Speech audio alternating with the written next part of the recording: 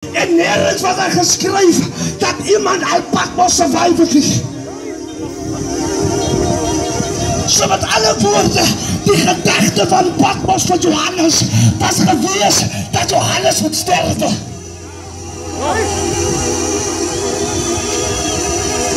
Die strak dat de vijand van je opstellen, als daar zodat hij moet sterven. En elke keer als hij jou ziet, dan schrik hij.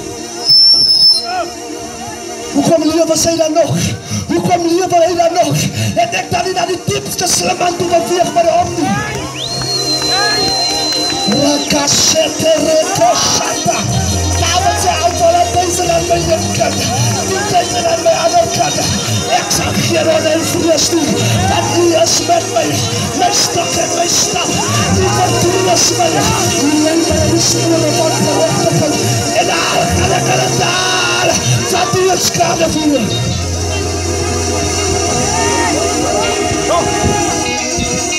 Wat ik kan verstaan, die moment toen Johannes en Patmos komen, toen begint dingen te gebeuren. Jouw blessing, als je daar wanneer het goed gaat, maar jouw blessing komt op die moment wanneer het bij jou niet slecht gaat. Wanneer je eigenlijk zwak is, dan is je sterk. Sterkte wordt een zwakheid openbaar.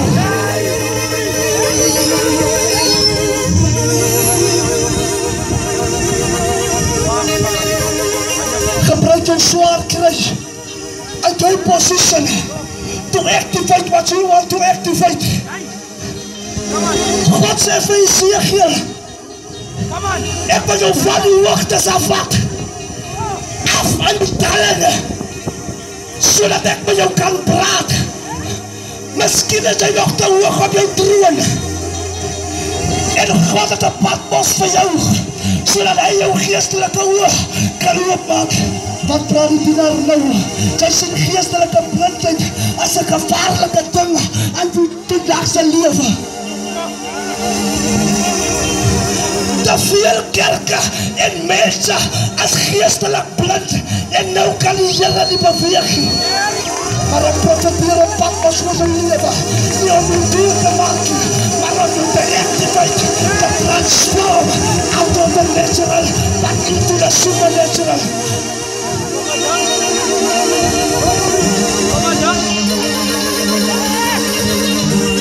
Heer, dat praat die man van de Heer nou.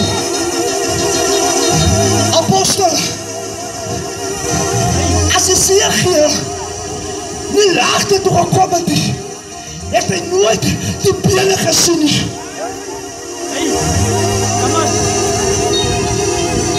Als je kostkasten niet leeg geraakt is, heb je nooit de hand van de Heer gezien. Halleluja. Jesaja zei, en op het dood van jullie heb ik de Heer gezien. Soms wanneer iemand sterft, dan raakt onze harten zo zeer en het raakt verbitterd. Maar Jesaja heeft die hart zeer geraakt, maar hij heeft de grootheid van de Heer gezien.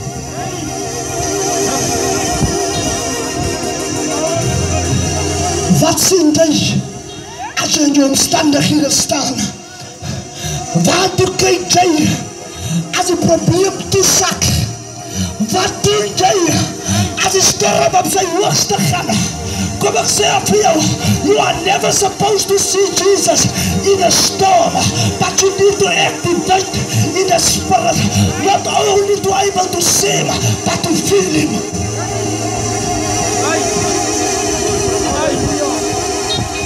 Met mij iemand horen wat ik zie. Je ziet een storm waar je Jezus kan zien. En sta op de geest van onderscheiden te activate, zodat wanneer jouw vijand die blessing en die storm van jou wil stelen, dan weet je niet wat zijn rechter in moet komen, because you don't understand. Yeah. That is a different way for God to communicate with his children. Heer, help mij.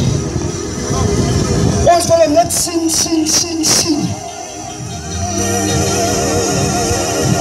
Ja. Wanneer voel ons om En wanneer die duivel op jou neersak, dan weet hy nie waarom te dek nie, because die duivel, hy weet nie dat jy nie.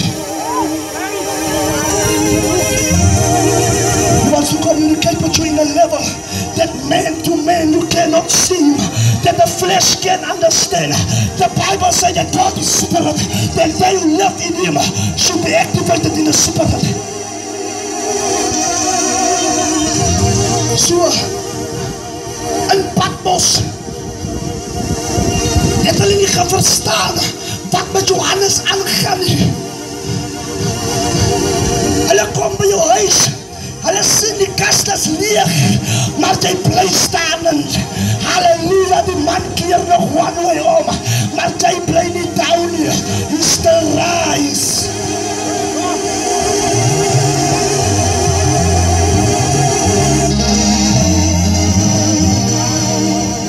Dit benina van Hanna so voel maak, to roar Hanna se trane, and she begin to speak in the spirit.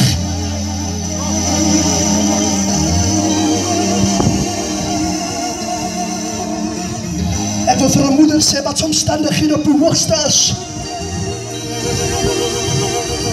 Romeine 8 sê en soms dat weet ons nie hoe om te bid nie, maar die gees van die Here, hy tref ons in met onuitspreeklike sigtinge, so met alle woorde die hart bid. En wanneer die hart bid, dan luister God. Hy beweeg in sy koninkryk en hy maak die engele stil. Van why? Because daar word opregte gebed gegee. Jou tong en jou lippe kan op jok, maar jou hart sal nie jok. So die regverdigste gebed, hy kom in die hart uit.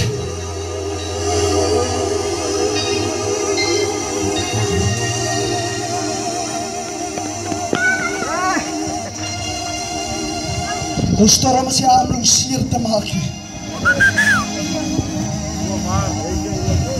Jou storm is jy om jou in 'n hoekie van eensaamheid te druk nie. Jou storm is jy vir jou om te voel dat niemand gee om nie. Jou storm is nog minder daar vir jou om jou touw te vat en jou om die nek te hang. Jou verdrukking is nog minder om jou handvol pille te gooi en in jou mond te druk. Dit is die daar wat hy weet.